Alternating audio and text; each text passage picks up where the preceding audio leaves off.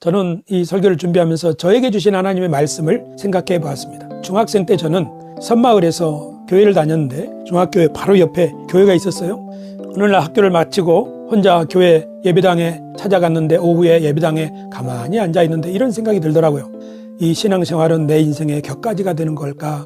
아니면 내 인생의 가장 중요한 줄기가 되는 걸까? 이런 생각을 하게 된 이유는 당시에 우리 학교 선생님들 중에 교회 다니는 것을 못마땅하게 생각하시는 분이 있었기 때문이요. 외부로부터 그런 압력이 있었기 때문에 그때 어린 제 중학생인 제 마음속에 이런 다짐이 있었어요. 하나님, 신앙생활은 제 인생의 결코 격가지가 될 수 없습니다.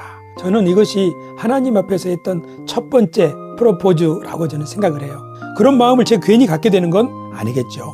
그렇게 해서 저는 완도에서 광주로 유학을 갔습니다. 광주에서 이제 열심히 공부하다가 대학교 들어가는 시험을 보게 됐죠. 우리 때는 학력고사라고 그랬는데 그때 시골에서 부모님이 올라오셔가지고 저희 자취방에 계시고 저는 두툼한 잠바를 입고 고사장에 갔는데 이거 재수할 수 없는데 잘 봐야 되는데 너무너무 긴장이 되는 그 고사장에서 눈을 감고 하나님 이 마음을 붙잡아 주시고 또 이 떨리는 마음을 붙잡아 주시고 내가 이렇게 떨리는데 다른 학교 고사장에 있는 우리 친구들은 얼마나 떨릴까요? 그들도 붙잡아 주시고 이렇게 속을 진정하며 기도하는데 바로 그 순간 제 전체를 감싸는 어떤 큰 평안함, 우리가 말하는 강물 같은 큰 평안이 저를 가득 채우는 걸 경험을 했어요. 이게 뭘까? 평상시에 모의고사야 볼 때도 그렇게 마음이 떨렸는데 정작 학력고사장에서 제 마음에 밀려오는 그 평안은 말할 수 없는 평안이었어요. 이야, 만약에 이런 것이라면 내가 이 시험을 빵점 맞아도 나는 괜찮겠어. 시험 4교시 다 치는 동안 그 마음속의 평안함이 물러가지 않았어요. 저는 시험을 마치고 자취방으로 돌아가지 않고 교회로 가는 시내버스를 타고 예배당에 도착해서 저 강단의 십자가를 바라보면서 주님 살아계셨군요. 이것이 제가 고등학생 때 제게 임했던 하나님의 음성이에요. 저는 그 경험을 잊지 못해요. 하나님의 살아계신 말이에요. 그리고 드디어 대학에 진학을 하고 그리고 나서 이제 신대원에 들어가게 되었어요. 저는 고려대학교 화학공학과를 졸업을 했는데 총신, 장신 이런 데 진학하지 않고 제가 속한 순복음신학교 당시에 순신대에 진학하기로 했어요. 순신대는 그 당시에 군포에 있었는데 고려대학교를 졸업한 졸업장이라면 순신대는 금방 합격할 수 있으리라고 생각했죠. 그런데 웬걸 저는 낙방하고 말았어요. 그때는 학교 성적만으로 대학 성적만으로 학생을 뽑는 전형 제도가 있었는데 제가 학부 성적이 좋지 않았거든요. 그건 정말로 그래도 제 마음속에 굉장히 큰 충격이었어요. 신학대학원에 떨어졌다니 내가 괜히 학벌만 앞세우고 하나님 앞에 교만했구나. 그래서 그 회개하는 마음으로 제가 들고 다니는 검은 가방에다 그리스도가 나의 자랑이다 그렇게 새겨가지고 1년 동안 내내 하나님 잘못했습니다. 주님이 저를 부르신다면 가고요. 이번만 더 시험에 응해서 떨어지면 평신도로 살겠습니다. 그리고 97년 시험을 보러 갔죠. 그때 전형은 바뀌었어요. 그 전까지만 해도 성적만으로 뽑았는데 이번에는 성적 서류 심사 외에 영어와 논술이 있었죠. 영어 시험을 잘 치렀어요. 이제 논술 2가지 과제가 주어졌는데 그중에 하나 선택해서 열심히 쓰는데 감독관이 말하는 거예요. 이제 시간이 다 돼간다.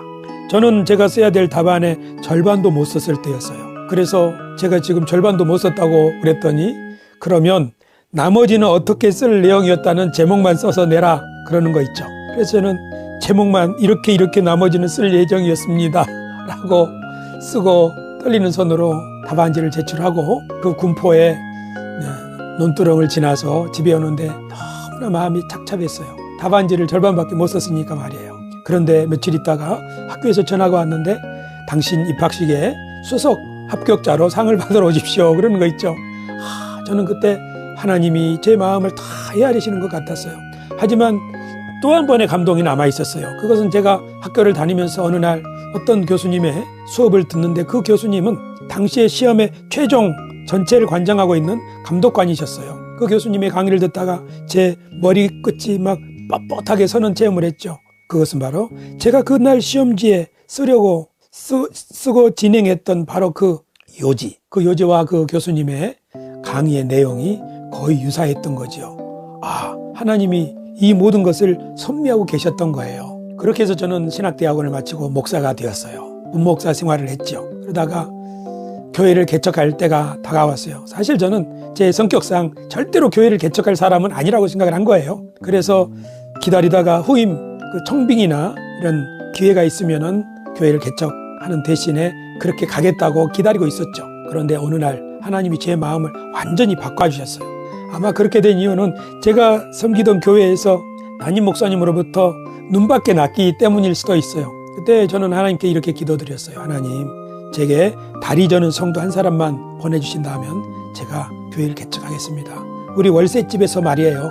그렇게 했을 때 그 기도를 하나님이 들으셨는지 제게 후원자가 생겨가지고 예배당을 얻을 수 있게 해주셨죠. 그렇게 해서 2012년 면목동에 옹달샘 교회가 세워지게 된 거예요. 이처럼 하나님께서는 제가 어떤 일을 시작할 때 어떤 중요한 순간마다 저에게 하나님의 입으로부터 나오는 감동의 말씀들을 주셨다. 그런 생각을 하게 됐어요. 그리고 이제 제가 목사로서 유튜브를 처음 시작하게 된 2017년 그때 처음 제 얼굴을 촬영하고 녹화를 했을 때 제가 누구라도 그럴 것이 자기 목소리, 자기 영상을 처음 보게 되면 사람은 너무나 좀 당황하게 되죠.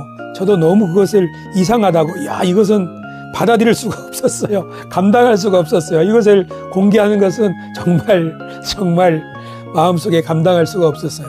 그래서 누가 저에게 후원자가 생겨서 카메라도 사주고 이렇게 다 준비가 되어 있는데 이것을 차일피일 미루고 있을 때 어느 날 금요일 밤 예배를 인도하려고 예배당 앞자리에 앉아 있는데 마음속에 이런 소리가 들리는 거예요. 목회가 장난이냐? 마치 제 마음속에 큰 음성이 저를 책망하는 것 같았어요. 그때 저는 뜨끔해가지고 아이고 주님 잘못했습니다. 죄의 복음이 증거되는 일이라면 제 명성이나 평판 그런 것들은 개의치 않습니다. 그렇게 해서 유튜브를 할 수 있게 된 거죠. 사실 유튜브는 제가 그동안 하고 싶었던 일이에요. 그러나 할 수는 없었어요.